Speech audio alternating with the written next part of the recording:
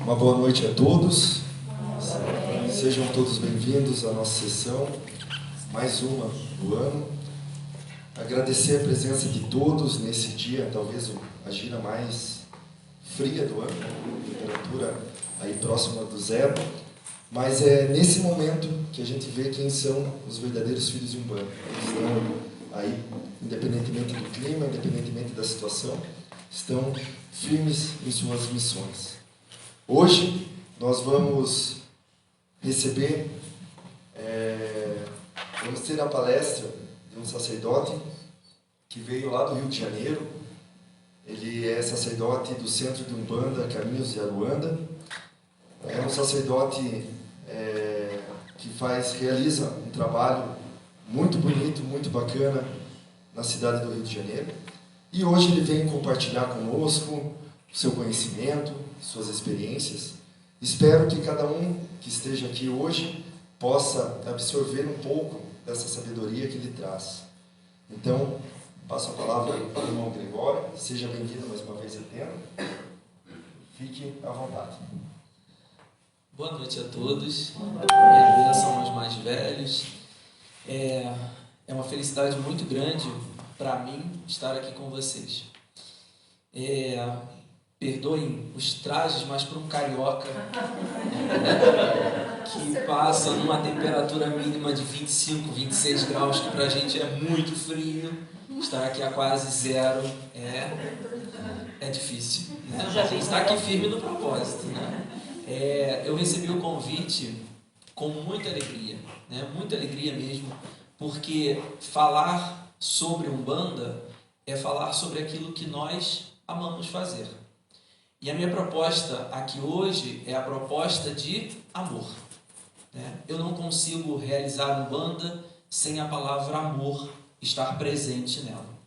Então, para todos os que estão aqui presentes, filhos da casa, para os babás da casa, para aqueles que nos assistem, que nos ouvem, estar nesta noite aqui em Mafra com vocês é ter a oportunidade de nós conversarmos sobre Umbanda. Eu não gostaria que nós fizéssemos uma palestra, mas sim um bate-papo. Um bate-papo informal, entre amigos, entre irmãos, entre pessoas que vivenciam a mesma fé, de formas diferentes, mas com a mesma essência, a caridade. E eu vou começar, como eu começo qualquer palestra que eu faço, com uma história. Eu gosto muito de contar histórias. Histórias reais, verdadeiras, histórias da Umbanda.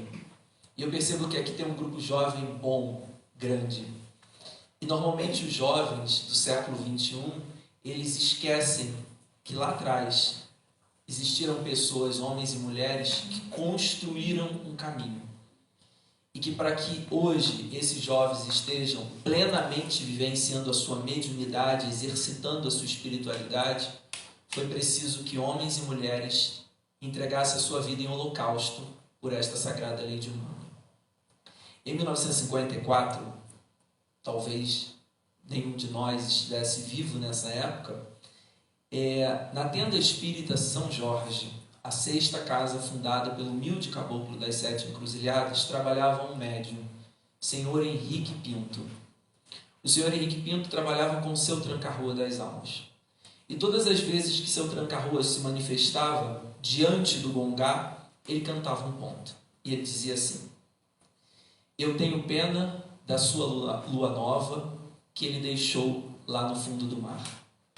Mandai, meu bom Jesus, a sua lua nova, ela é a nossa luz. Em 1954, o seu tranca-rua das almas falava sobre Jesus, falava sobre o Cristo, falava sobre os tempos de hoje, tão difíceis para a nossa sagrada lei de Umbanda. Eu ouço dizer que a Umbanda viveu períodos extremamente sombrios. E eu acredito que o período atual seja um dos períodos mais sombrios que a religião de Umbanda está passando. Sombrio pela tecnologia, sombrio pelo imediatismo, sombrio pela falta de fé, sombrio pela falta de vontade, muitas das vezes, dos umbandistas de praticarem a religião de Umbanda, sombrio por nós não confraternizarmos o momento de estarmos dentro de um trabalho espiritual. Então, hoje é um mundo em que a gente tem muitas facilidades, mas nos falta aquela fé de antigamente, aquela obediência de antigamente. Não é o medo, é a obediência. A disciplina de antigamente. Então, quando o Jefferson me convidou para estar aqui hoje e me perguntou o tema da palestra, me veio esse tema, a Umbanda por detrás dos nossos olhos. E quando eu cheguei na Umbanda, com os meus 18 anos, e eu me deparei com um terreiro muito grande, com muitas pessoas na época, a casa que eu iniciei, era uma casa que tinha mais de 1000 médiuns. As pessoas não se conheciam, nós nos esbarrávamos, e às vezes eu me esbarrava com ela, e na sessão seguinte eu nunca mais a via, porque ou ela saía da casa, ou ela trabalhava em outras sessões. Era uma casa que funcionava 5, 6 vezes na semana, era uma rotatividade muito grande de pessoas, e eu com 18 anos me deparei com aquele universo, porque a Umbanda é encantadora, ela é um universo que nos preenche, que nos traz, que nos faz olhar para dentro. E eu fiz essa pergunta para mim mesmo. O que tem na Umbanda que encanta e que nos traz tanta essa vontade de vivê-la e praticá-la? Iniciei-me na Umbanda, prossegui nessa casa durante algum tempo e depois veio a proposta do nascimento do Cuca, que é o Centro de Umbanda Caminho de Aruanda. E quando o Cuca nasceu, eu tinha 23 anos de idade. E com 23 anos de idade, por mais responsabilidade que você tem, por mais maturidade que você tem, você não sabe o que é a vida. Você só vai aprender a vida vivendo. E aquele questionamento do que está por trás dos meus olhos, o que eu não consigo enxergar na Umbanda, era uma pergunta latente na minha mente. O tempo foi passando, os desafios foram muitos, os médiuns chegavam, e cada médium é um universo à parte. Cada médium é um desafio à parte. E nós fomos vivendo esse desafio, lutando e trabalhando esse desafio incansavelmente. Por muitas vezes falhamos, por muitas vezes fomos injustos, porque nós somos seres humanos. Por muitas vezes tropeçamos, levantamos e com as mãos seguras nas mãos da espiritualidade, nós fomos caminhando. Até um determinado momento que eu entendi o que estava por trás dos olhos nossos, carnais, que faziam a Umbanda ser esse universo tão agradável para nós estarmos aqui, por exemplo, numa noite tão fria. A espiritualidade, ela promove dentro dos sagrados terreiros de Umbanda, e assim eu me permito chamar cada casa, como uma grande peça. No momento em que nós nos preparamos para estarmos aqui hoje, a espiritualidade desta casa preparou um cenário para todos nós. Há uma montagem e remontagem de peças que vão sendo compreendidas no astral, permitindo que nós nos sintamos bem aqui. Por exemplo, hoje é uma gira de caboclos. As entidades trabalhadoras desta casa, que compõem a egrégora espiritual desta casa, se organizaram espiritualmente para preparar este ambiente para nos receber. Então, há uma montagem de todo um cenário espiritual necessário para que nós aqui estejamos e para que os trabalhos que irão acontecer possam ter eficiência, eficácia e resultados positivos. Por isso que quando a gente chega num terreiro de Umbanda e ouve o nosso sacerdote ou a nossa sacerdotisa dizer para a gente assim: concentre-se, esteja em silêncio, silêncio é prece, preste atenção nas suas atitudes, cuidado com o que você fala, cuidado com o que você sente. Este é um templo religioso. O sacerdote e a sacerdotisa, eles têm a obrigação de compreender este cenário espiritual. E quando a gente tem 18, 19, 20 anos, o encantamento da Umbanda é tão grande que o que a gente quer, na verdade, é incorporar. A gente quer ver o sentir do nosso corpo estremecer. A gente quer ouvir o brado do caboclo, a gargalhada do Exu, da pombagira, o sorriso da criança, a meiguice do preto velho. A gente quer esse calor humano, a gente quer sentir-nos úteis diante do trabalho. Mas quando o sacerdote ou a sacerdotisa diz, preste atenção, eles estão dizendo indiretamente para nós o seguinte: por trás dos seus olhos existe uma comunidade espiritual, existe uma equipe espiritual formada, preparada para que tudo aquilo que você deseja aconteça, mas não no seu tempo, e sim no tempo certo. Não é o tempo nosso que importa quando a gente entra para um sagrado terreiro de Umbanda como este. O que importa é o tempo da espiritualidade. É o nosso amadurecimento íntimo, é o nosso despertar espiritual. Eu posso querer correr longas léguas para alcançar mais rapidamente a plenitude da minha mediunidade, mas eu preciso vivenciar. E Umbanda se vivencia dentro do terreiro, com os pés no chão, de frente para um gongá, sendo obediente, sendo disciplinado, sabendo respeitar o tempo da espiritualidade. Então, quando eu cheguei aqui mais cedo, quando eu vim do Rio de Janeiro, nós chegamos e eu vim aqui conhecer a casa de vocês. Nós já percebemos que a equipe espiritual estava já pronta para que o trabalho começasse. Se naquele momento fosse dado o start para começar o trabalho, a equipe espiritual desta casa já estava pronta para receber-nos. Nós ficamos aqui um tempo, me foi explicado ritualística, me explicado cada ponto maravilhoso dessa casa. Vocês estão numa casa divinamente abençoada pela espiritualidade. Tenho certeza sempre disso. E quando eu retornei, me preparei, retornei e fiquei sentadinho ali fora, é um costume meu, aprendi isso com as entidades que me assistem, que todas as vezes que eu chego a um terreiro, eu preciso sentir a energia do terreiro. Eu acredito que a grande parte de vocês deve ter assistido aquele filme Avatar. Quando há a conexão, quando conecta-se o animal ao avatar, àqueles seres, essa conexão, ela acontece dentro dos terreiros de Umbanda.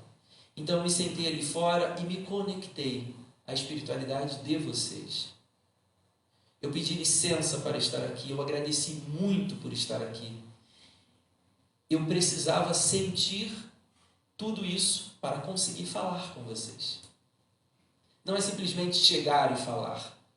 Não é simplesmente chegar, botar a roupa branca e trabalhar. É preciso agradecer. E aí vem a segunda palavra muito importante, que só a vivência nos ensina: gratidão. É preciso agradecer sempre ao solo sagrado que me recebe, ao teto que me abriga, a firmeza, ao assentamento que me sustenta de pé dentro de uma corrente mediúnica. E eu me conectei. Eu me conectei a tudo isso. E senti muitas coisas ali fora. Vocês passavam, iam e vinham, e eu estava ali em um outro plano, sentindo a espiritualidade da casa, me abrigando aonde vocês já se abrigam todos os dias. O que está por trás dos nossos olhos é esta equipe espiritual que se prepara todas as noites para receber vocês. E existem espíritos preparados para cada tipo de trabalho que irá acontecer aqui, para cada socorro que irá acontecer aqui. Isso ocorre em todos os terreiros. Nada passa despercebido a espiritualidade. Eles sabem exatamente quem são as pessoas que vêm a necessidade de cada uma delas. E é muito interessante quando, por exemplo, nós estamos manifestados com caboclo, vamos usar o exemplo dos caboclos porque é a gira de hoje, e diante de mim chega uma pessoa, eu incorporado, diante de mim chega uma pessoa, e vocês devem ter visto isso acontecer com vocês muitas vezes, e a pessoa começa a falar, e aquele assunto é comum. Parece que em algum momento você já percebeu aquilo. É a conexão. A sua entidade tinha que atender aquela pessoa. Aquela pessoa era a indicada para aquele caso, para o trabalho, para a vibratória daquele caboclo, daquela cabocla, daquele preto velho. É a equipe espiritual trabalhando. São os tarefeiros, como eu costumo dizer, são os tarefeiros da espiritualidade, colocando em exercício o cumprimento que Oxalá determinou, que é dar a todos a mesma e igual assistência espiritual. Então, mesmo que ocorra algo dentro do trabalho que fuja à proposta inicial da sessão, foge à proposta material, mas não à proposta espiritual. Porque dentro da organização desta assistência espiritual, tudo aquilo que ocorre está dentro daquilo que é necessário ocorrer. E uma experiência que eu também troco com vocês é a experiência de que nada ocorre dentro do terreiro sem que seja para nosso crescimento, para nossa vivência. Até mesmo os momentos mais sofridos ou os momentos mais desastrosos que às vezes ocorrem, alguém se sentir mal ou alguém manifestar fora de hora alguma entidade ou algum espírito, mesmo que isso ocorra, sempre será experiência para todo o agrupamento.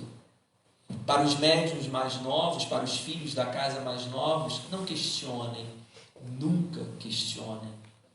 Observem com atenção, assimilem o que está acontecendo, estejam em estado de prece constantemente. O médium de Umbanda, ele precisa compreender que estar em prece não é estar em silêncio. Ele pode estar em silêncio, mas gritando por dentro. Estar em prece é estar em comunhão, em sintonia com a espiritualidade que rege. Então, quando nós nos preparamos para vir hoje aqui, eu acredito que todos tomaram seu banho de erva, por mais frio que esteja, que todos firmaram as suas velas, fizeram as suas firmezas de acordo com a ritualística da casa, que todos fizeram as suas preces antes de vir para cá, que ao chegar aqui todos procuraram, cada um da sua forma, se conectar ao divino da casa, para que possa ser um bom veículo da espiritualidade. E neste momento em que você projeta o teu espírito para entrar em comunhão com a egrégora espiritual da casa, essa equipe que eu falei antes tantas vezes, ela neste momento abraça você e prepara você para o trabalho espiritual. Cada um de nós tem uma forma de se conectar à espiritualidade. Alguns precisam ficar olhando para o Gongá, outros precisam parar, fechar os olhos, meditar, outros precisam estar em total silêncio, não importa. Não existe uma cartilha que determine é dessa forma correta e é dessa forma errada. Não existe isso na Umbanda. A Umbanda não tem codificação. Cada um de nós, médiuns de Umbanda, somos sacerdotes da nossa mediunidade. Aliás, a Umbanda é a única religião existente no planeta em que cada um dos seus adeptos é sacerdote da sua própria mediunidade. Então, cada um de nós consegue encontrar o sinal exato para o trabalho espiritual. E neste momento em que você se conecta à espiritualidade da casa e é abraçado por esta egrégora espiritual, pronto. Nesse instante em que a tomada foi ligada, você já está pronto para o seu trabalho espiritual. Esta mesma equipe que os nossos olhos carnais não conseguem ver, mas que os nossos corações conseguem sentir, que a nossa mediunidade consegue captar, ela está presente neste momento em torno de nós, formando uma corrente. E esta corrente é a corrente dos trabalhadores espirituais aqui do terreiro da Vovó Rita. Então, no momento em que nós nos preparamos para esse trabalho, nós nos entregamos a esta equipe espiritual, sem preocupação com o tempo, sem preocupação com o frio, sem preocupação com o sono, sem preocupação com o que vai acontecer. É preciso ter, e aí vai a terceira palavrinha mágica, confiança. Eu preciso confiar na casa que me abriga. Eu preciso confiar na mão que vai na minha cabeça, na mão da minha sacerdotisa, na mão do meu sacerdote. Eu preciso confiar no Bongá, na força que vem dele e na força que vai para ele. Eu preciso confiar na minha corrente mediúnica, porque eu sou um elo da corrente, eu não sou a corrente, eu faço parte dela, ela precisa de mim, todos precisam de mim, eu preciso de todos. Então, confiança é a terceira grande virtude. No momento em que nós confiamos na espiritualidade, nós nos entregamos a ela sem medo, porque temos a certeza de que nada vai nos acontecer, nada nem ninguém irá atrapalhar o nosso trabalho espiritual. Confiança sempre. A quarta palavra, que é uma que infelizmente hoje em dia a gente vê se perdendo muito: humildade. Sejamos humildes, como Cristo foi. Lembremos que a nossa mediunidade não é para a gente. Ela é uma balança para nós. É uma balança para que nós entendamos a nossa missão nessa terra.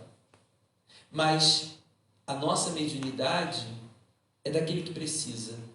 É deles. E no momento em que eu entendo que a minha mediunidade não me pertence, que as minhas faculdades mediúnicas não são minhas, eu sou apenas o administrador delas. Eu entendo que, como uma enxada, se eu não tiver um bom lavrador, eu serei sempre uma enxada no canto.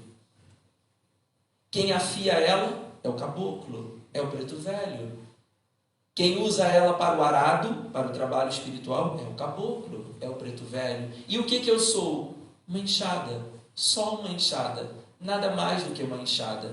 Na mão de um bom lavrador, que são os guias espirituais da Umbanda, serei uma excelente ferramenta de trabalho. Se eu não for um bom trabalhador, provavelmente eu serei uma enxada enferrujada, jogada no canto, ou pior, eu vou ferir a mão ou os pés de quem me utiliza.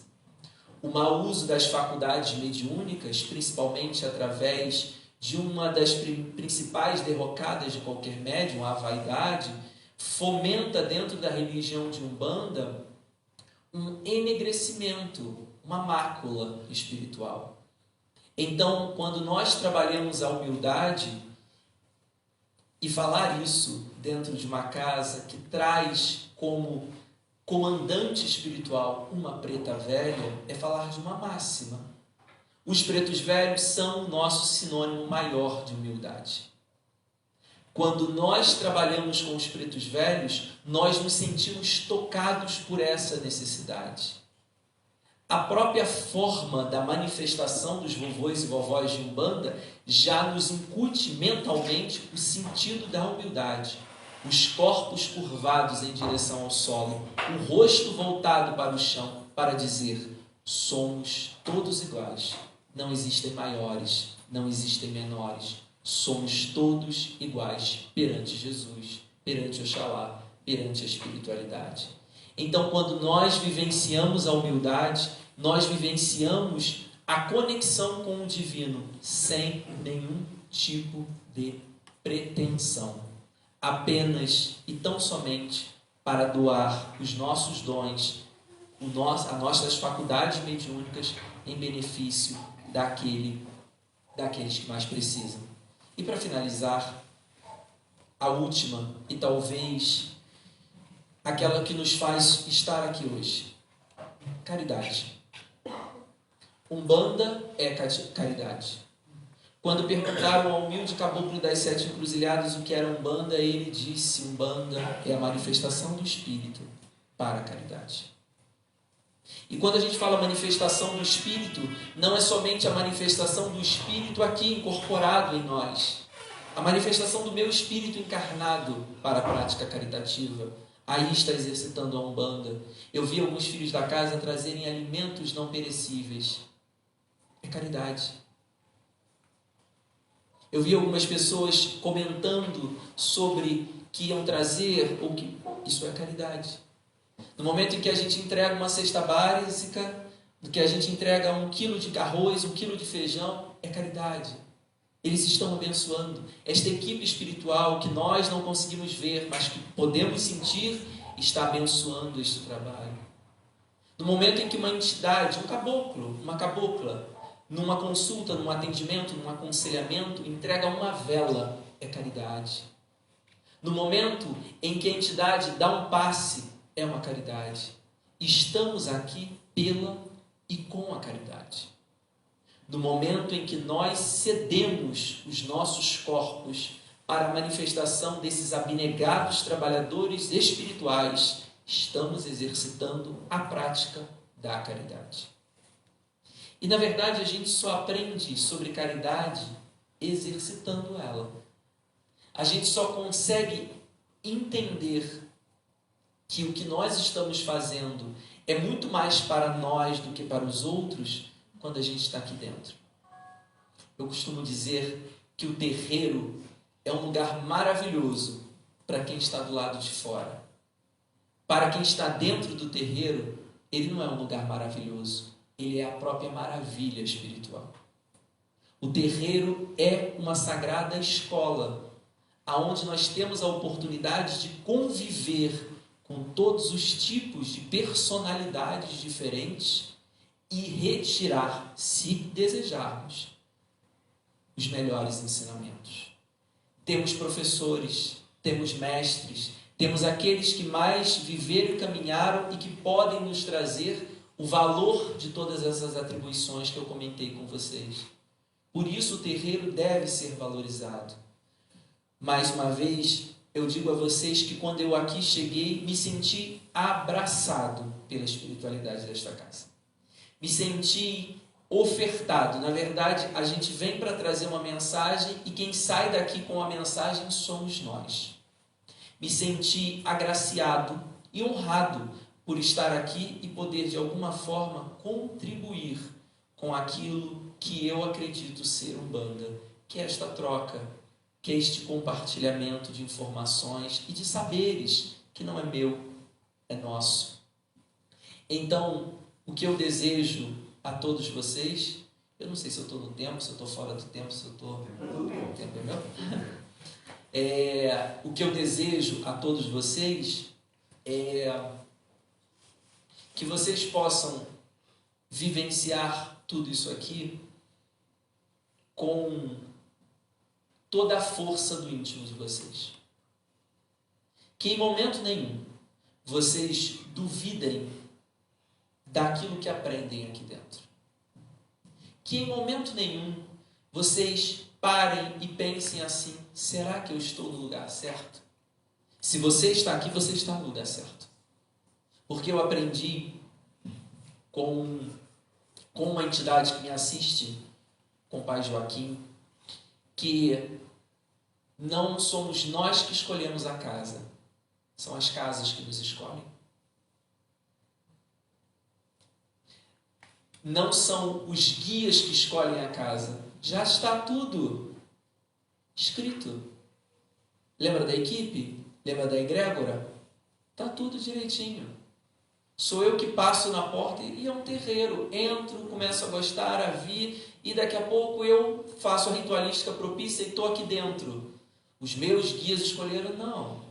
Foi a casa que disse assim: vem, porque está escrito que você é filho desta egrégora espiritual.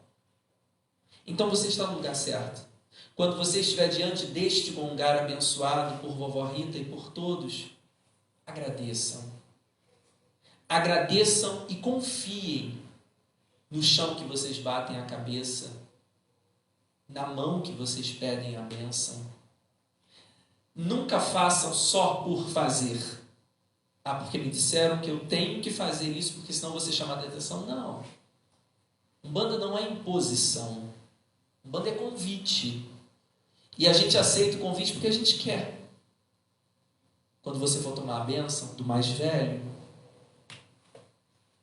tenha certeza do que você está fazendo. Você não está tomando a bênção daquela pessoa, você está tomando a bênção daquela coroa, daquele orixá, daquele santo que firma a cabeça daquela pessoa. E exercitem em abundância o amor.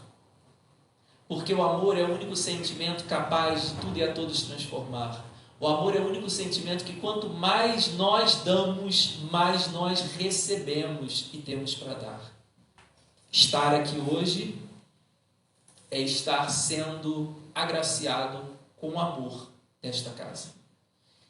Eu desejo que tenhamos todos nós, porque eu estarei aqui com vocês, com a graça de Deus, que tenhamos uma excelente gira, que os caboclos de Umbanda possam nos dar força, vigor, saúde, esperança e caminhos abertos para que a gente possa caminhar e que possamos estar juntos, e estaremos com certeza, porque eu já fiz um convite para eles.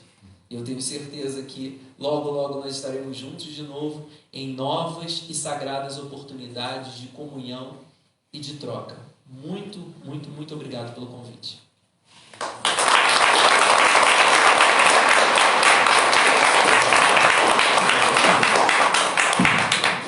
Alguém quer aproveitar a oportunidade para fazer uma pergunta? Dúvida? Pode ser um de cada vez. Bem, já que ninguém vai fazer pergunta, eu vou fazer. Bem, irmão, primeiro eu gostaria de saber do irmão qual que é a sua visão, porque nós temos uma visão de Umbanda aqui do sul, né? Aqui da cidade de Mafra, até no caminho, o irmão Gregório perguntou qual que era a população de Mafra, né? Eu falei, em torno de 60 mil habitantes, né? Rio Negro mais 15, e ele falou que só na favela da Rocinha são 100 mil habitantes, né? Então é uma realidade completamente diferente.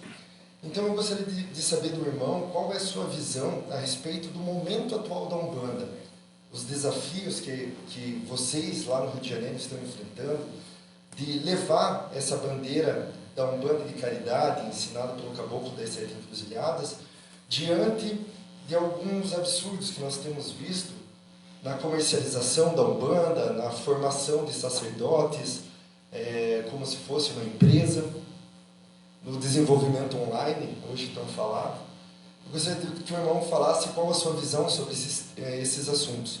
E por último, o irmão bem reparou os filhos da casa trazendo alimentos, que o irmão também falasse um pouquinho do projeto social que vocês têm lá no Rio de Janeiro, né, que possa também servir de aprendizado e inspiração para nós. Obrigado pelas perguntas. Eu vou começar de trás para frente, pelo projeto social. Nós temos um projeto que ele existe quase no tempo de existência da casa. A casa fez agora em maio 17 anos, então o projeto deve ter mais ou menos uns 15 anos de existência, que é o projeto Caminhos de Amor, que é um projeto onde nós entregamos cestas básicas às famílias carentes mensalmente, né? Nós temos um número X, acho que hoje em torno de 120 famílias cadastradas, mas a gente sempre recebe alimentos e consegue dar extra. Então, normalmente a gente está entregando entre 200 e 250 cestas básicas por mês. E é um projeto que cresceu muito, eu acredito que como todos os projetos nas casas espiritualistas, terreiros de Umbanda, durante a pandemia, né? A miséria aumentou muito, o desemprego, enfim, a fome.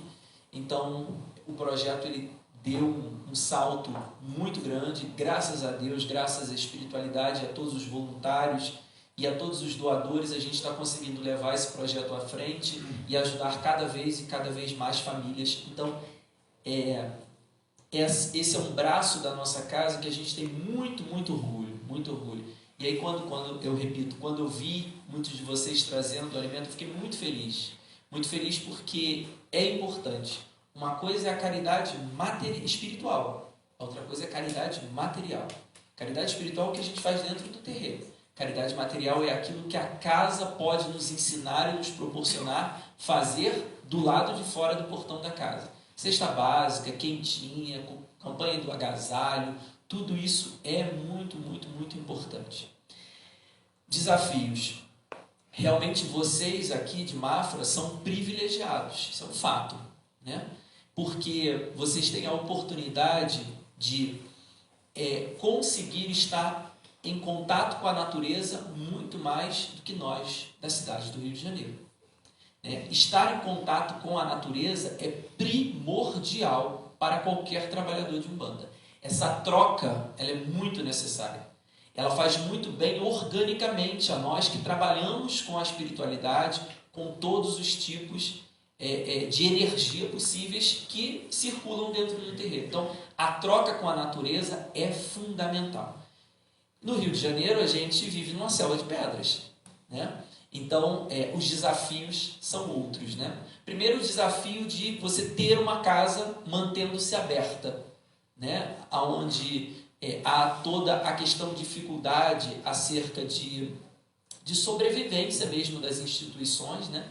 Tudo é muito caro, tudo é muito difícil. Além disso, a gente tem a questão da violência, né? Que, graças a Deus, nunca nos atrapalhou, mas assusta muito, porque a gente acompanha, infelizmente, muitas casas que fecham por conta da imposição da questão violência. Os desafios da Umbanda de hoje, a Umbanda lá feita no Rio de Janeiro por nós, nesses novos tempos, é justamente essa questão do imediatismo, né? A gente tem muita dificuldade com aquilo que a globalização e a tecnologia permitiu às pessoas, permitiu a nós, né? Então, o mau uso das ferramentas tecnológicas levaram o umbandista da atualidade a acreditar que ele possa fazer Umbanda sem estar dentro do terreiro. Isso é um engano completo, é um equívoco, é uma irresponsabilidade, e isso traz uma mácula muito grande para os terreiros e para a nossa religião de Umbanda. Mais uma vez, Umbanda se faz dentro do terreiro. Mediunidade se desenvolve dentro do terreiro sob a tutela de um sacerdote ou de uma sacerdotisa. A gente precisa ter alguém que se responsabilize por nós. Alguém que diga, você está certo, você está errado. Não faça isso. Parabéns, você agiu correto. A gente precisa desse, como numa estrada, aquelas coisinhas que ficam na estrada, o olho de gato. A gente precisa de referência. A gente precisa de faróis que iluminem. E os faróis são exatamente a bênção da presença da espiritualidade junto de nós. Então eu acredito que o grande desafio da Umbanda de hoje, principalmente nos grandes centros como Rio de Janeiro, São Paulo, é essa questão da espiritualidade trabalhada junto com a tecnologia.